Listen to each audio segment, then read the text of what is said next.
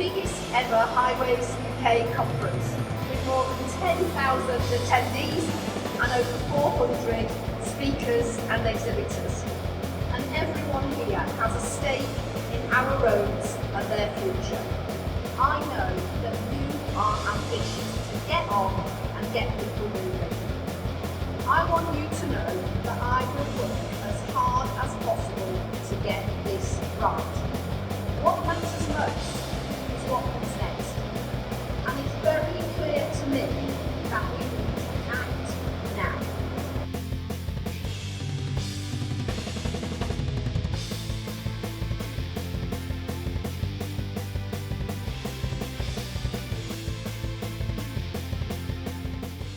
I doubt that many motorcyclists will find it hard to believe that transport planners don't really give us much thought.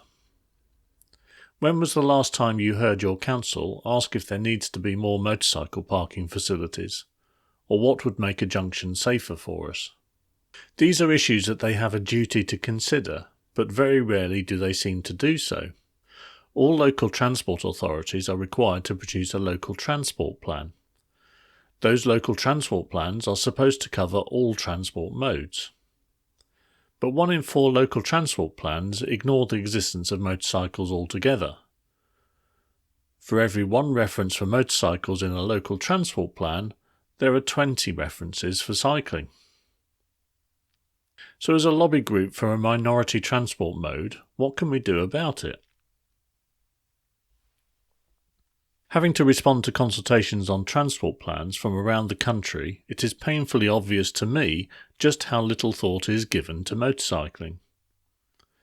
But it is only recently that I have been able to quantify the problem and provide real evidence to back up my anecdotal claims. MAG partnered with the University of Nottingham to carry out a detailed analysis of almost all the local transport plans in England. You can find a link in the description to an earlier video where I discuss the issue and the research project with Professor Mathew Humphries from the University of Nottingham.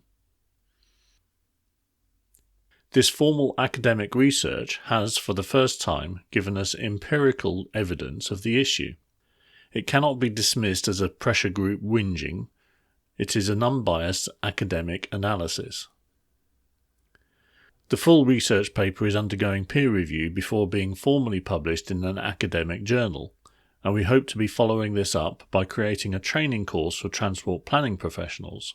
The training will seek to explain the facts about motorcycling as a transport choice, and how it can contribute to a vision of the future of transport in this country. But there remains one big problem. If transport planners are largely overlooking motorcycles, how do we get them to become aware of their blind spot? It's a bit like joining Alcoholics Anonymous. The first step needs to be admitting that you have a problem. If transport planners don't realise this is a problem, why would they change their ways? But how much does high-vis clothing help if you are in a driver's blind spot?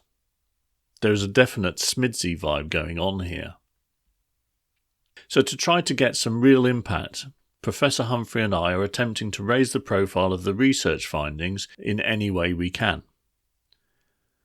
We began with what I hope will be a series of opportunities to present the findings at the Highways UK 2024 conference held at the NEC in Birmingham last week.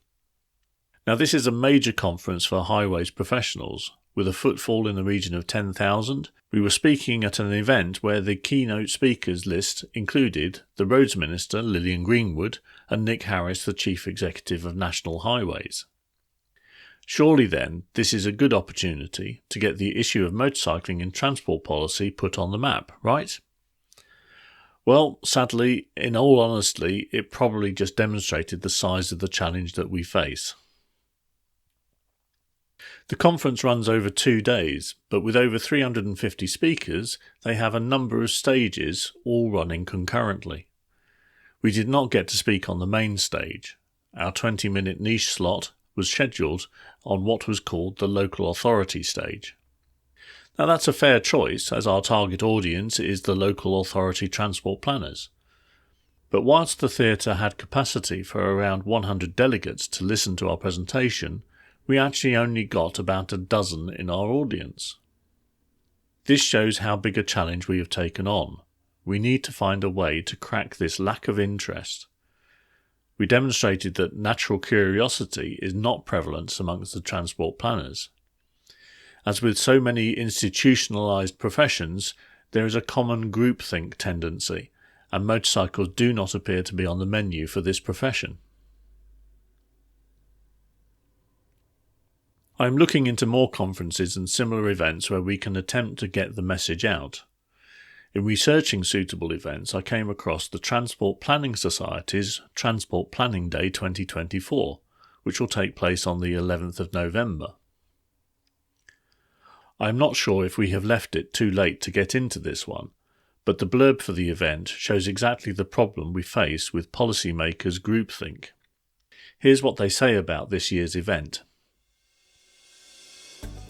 The theme for 2024's Transport Planning Day is The Road Less Travelled, the principles, policies, practicalities and politics of reducing car use in the UK. During a climate emergency, reducing car use has become central to debates around reducing emissions and reaching net zero. Governments across the UK have expressed the need to reduce car use to reach net zero and tackle the wider impacts of a continuing growth in road traffic, including congestion, road casualties, community severance and local air pollution. The Scottish Government has set the objective to reduce car kilometres travelled by 20% by 2030. In Wales, the Government's 2021 Net Zero Wales Carbon Budget 2 report set out the target of a 10% reduction in car miles by 2030. And in London, the Mayor announced in 2022 plans to reduce the total distance driven by cars in the city by 27% when compared to 2018 levels. Meanwhile, the UK government has said in its response to the Transport Select Committee report on the National Network's National Policy Statement that the government's approach to decarbonisation is not to stop people travelling, it is about enabling people to do the same things differently and more sustainably while still realising transport's social and economic benefits. Local efforts to reduce car use across UK towns and cities have been met with opposition and triggered an increasingly polarised debate about anti-car measures. Some of this opposition stems from a belief that local traffic management schemes have been poorly designed or introduced with inadequate consultation. But there are more fundamental objections too, based on the belief that seeking to reduce car travel is an assault on freedom of choice, even though a significant minority of the population do not have access to a car. There are also concerns about the lack of meaningful alternatives to car travel due to the rising cost of public transport, increasingly unreliable public transport networks, and inconvenient, disjointed multimodal journeys. This is especially true for more rural areas where long distances and a lack of local access to goods and services density make it harder to move away from car dependency. This year's Transport Planning Day programme will unpack the hotly contested issue of reducing car travel. Is it necessary if we want to decarbonise the UK's transport system? What policies would need to be implemented to deliver it? What practical changes would need to be made to the UK's transport system? And what are the typical implications of delivering a reduction in vehicle kilometres? So the perceived wisdom of the transport planners is that car use needs to be reduced, constrained and replaced. The problem is that if the motorcycle is not considered separately, the default is to apply policy for cars to motorcycles. The motorcycle is not being seen as a potential solution, it is just being thrown nonchalantly into the problem category along with the car. So how do we make our research and the training we are developing something that actually gets consumed by our target audience? That is the question we need to address. Now you can actually help here. As individuals, anyone watching this video could write to their local authority, councillors and MPs to make the simple request that motorcycling be considered as a solution and not part of the problem. Ask them to contact Mag if they need more information on motorcycling. We will be able to send out copies of this latest research and signpost them to the training materials when they come out. As usual, we need as many riders as possible to engage. It is going to take a shared effort to create any kind of momentum. I have no doubt that some will say that we are wasting our time, but the truth is, if we as motorcyclists don't do this, who will? Nothing will change if we don't take on this challenge. At Highways UK, there was no one else there making a case for motorcycling. How can we expect any of the conference delegates to change their thinking when it comes to motorcycling if the silence persists? You can see from the Transport Planning Day blurb that if we don't keep plugging away, motorcycling will continue to be tethered to the fate of the car. Our logic is clear and indisputable, but if riders don't stand up and shout about it, our chance will be gone.